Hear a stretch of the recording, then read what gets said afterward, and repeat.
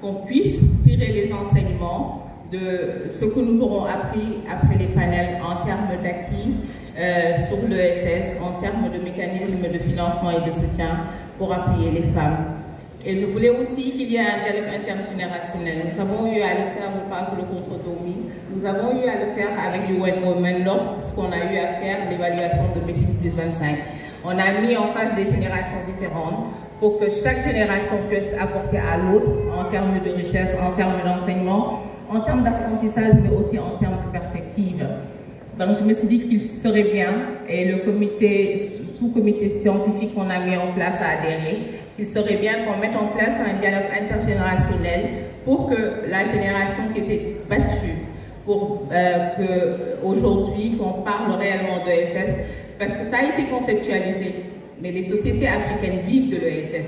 Parce que l'ESS est une économie de proximité. Et la crise de la Covid-19 a montré aujourd'hui que les sociétés africaines ont été les plus résilientes face à la crise de la Covid. Parce que quand on a vu que les bateaux se sont arrêtés, les avions ont arrêté de voler, on a vu que ce sont les sociétés africaines qui ont résisté parce qu'il y avait une économie de proximité.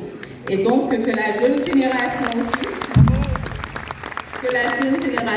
apprenne des générations précédentes, mais qu'en plus, qu'elle puisse apporter la fraîcheur de la jeunesse, la fougue, mais aussi d'autres atouts qu'elles ont, parce que c'est l'ère du numérique, c'est l'ère du digital, et que tout ça puisse profiter aux différents acteurs, hommes et femmes. On est dans une commission pré-forum femmes, mais hommes et femmes, pour permettre à tout le monde de vivre dignement en ayant une autonomie économique, c'est-à-dire financière et sociale, qui permet de garantir la dignité humaine.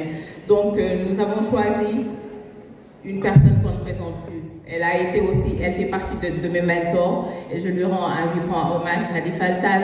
Il y a Emmanuel Martini,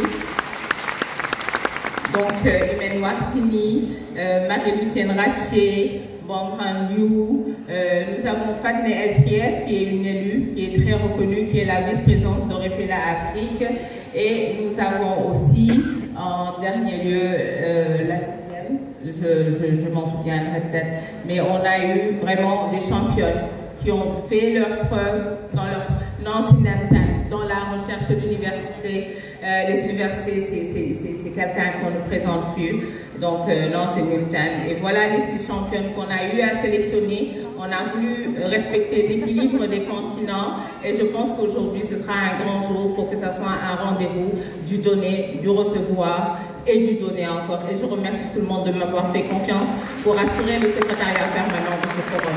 Merci à tous.